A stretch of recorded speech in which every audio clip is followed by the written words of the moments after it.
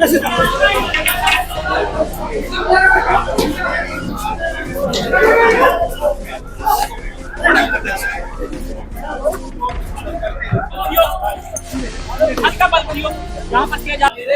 20 सालों से अजमेर शहर विकास के लिए तरस रहा है। बीजेपी के विधायक यहाँ पर सत्ताधीन हैं। आज यूथ कांग्रेस के हमारे अध्यक्ष मोहित मल्होत्रा और इनके एंटायर टीम 40 दिनों से संघर्ष में लगी है कि आखिर ऐसे कौन से घोटाले हैं कि 7 वर्नर्स पहले तो बनता है, उसके बाद टूटता है, फूड कोर्ट बनता है, उसके ठेके भी होते हैं, कमाई करने वाले कमाई करके निकल जाते हैं, उसके बाद उसे तोड़ दिया जाता है। क्या इन्हीं सभी दंश को अजमेर शहर इसी तरह झेलता रहेगा? हमारी लड़ाई सिर्फ इसी बात पर है कि जो जिम्मेदार लोग हैं, क्योंकि पहले सभी विभागों से परमिशन ली जाती है, बनाने से पहले, निर्माण करने से पहले उसके ठेके होते हैं, पूरी लंबी प्रक्रिया होती है। तो इतने समय से इसके लिए क्यों नहीं बोला गया? अगर ये वैध था तो तोड़ा क्यों जा रहा है, और अगर अवैध था तो ये बनाया क्यों गया? इन सभी की लड़ाइयां यहाँ पर यूथ कांग्रेस लड़ रही है, क्योंकि यह अजमेर के विकास की बात है कि कई 100 करोड़, और मैं तो कहता हूं कि अजमेर स्मार्ट सिटी के अंतर्गत जितने भी काम अजमेर शहर के अंदर हुए हैं, या तो वो दिख नहीं रहे थे, और अगर दिख भी रहे हैं तो उन्हें तोड़ के अजमेर की जनता के साथ जो है निष्पक्ष कार्रवाई नहीं की जा रही है। इससे बढ़िया तो ये पैसा अगर विभिन्न वार्डों के अंदर अजमेर शहर के विकास के लिए लगाया जाता तो मैं समझता हूं कि अजमेर स्मार्ट सिटी वाकई में बन जाती। हमारी कलेक्टर साहब से यही मांग है कि इसके अंदर जितने भी लिप्त लोग हैं उनके खिलाफ कार्रवाई हो, और ये जानकारी ली जाए कि इसके पीछे कौन कौन लोग हैं जिनकी वजह से आज अजमेर को ये संकट देखना पड़ रहा है।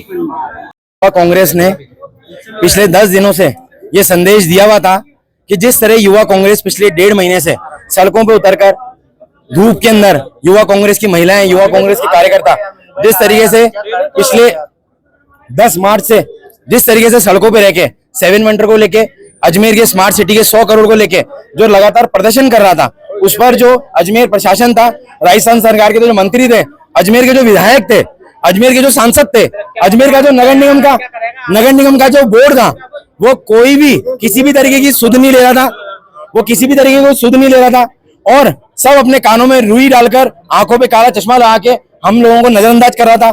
युवा कांग्रेस लगातार प्रदर्शन के माध्यम से बोल रहा था कि युवा कांग्रेस की मांग है कोई ना कोई जिला प्रशासन का अधिकारी, अजमेर के विधायक, हमारे अजमेर के विधानसभा अध्यक्ष वासुदेव देवनानी जी, कोई भी मीडिया के माध्यम से आके अजमेर की जनता को ये बात बताए कि जो 100 करोड़ के अंदर जो भ्रष्ट जो लोग हैं, जो दोषी हैं, उनका खुलासा हो और उनकी तनख्वाह से उस 100 करोड़ की पैसों की वसूली की जाए।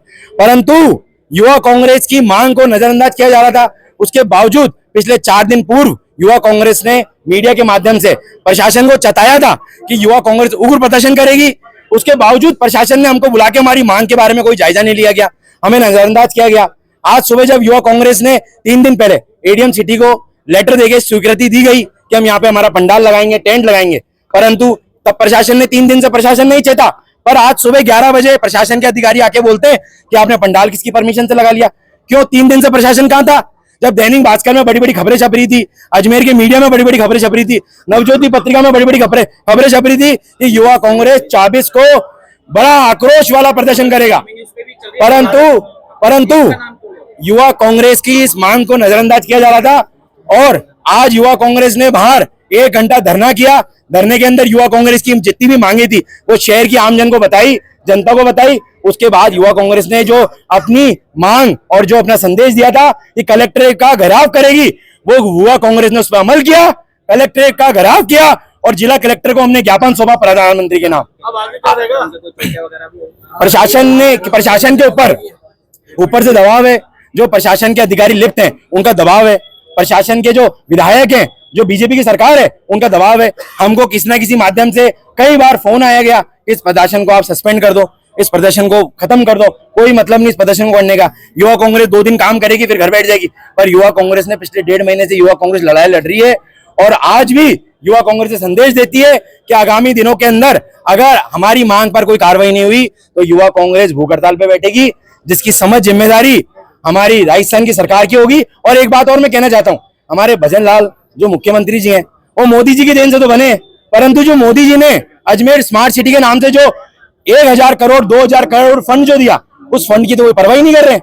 मतलब बीजेपी के लोग, बीजेपी के नेता के द्वारा जो फंड दिया गया उसकी लापरवाही कर रहे हैं, उसी में भ्रष्टाचार कर रहे हैं। ये युवा कांग्रेस की मांग है और युवा कांग्रेस सड़कों पे उतर के इसी तरीके अपना प्रदर्शन करती रहेगी। अजमेर शहर विकास के लिए तरस रहा है। बीजेपी के विधायक यहाँ पर सत्ताधीन है।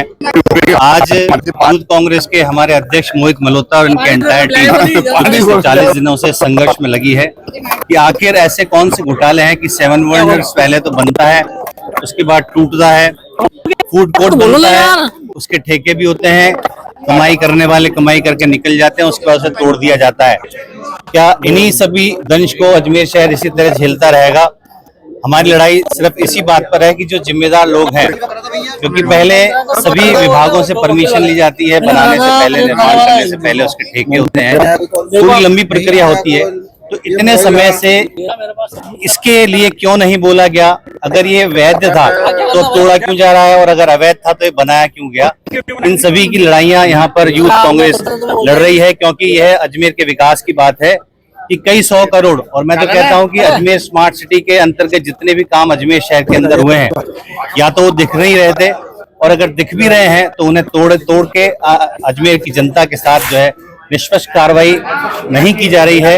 इससे बढ़िया तो ये पैसा अगर विभिन्न वार्डों के अंदर अजमेर शहर के विकास के लिए लगाया जाता तो मैं समझता हूं कि अजमेर स्मार्ट सिटी वाकई में बन जाती।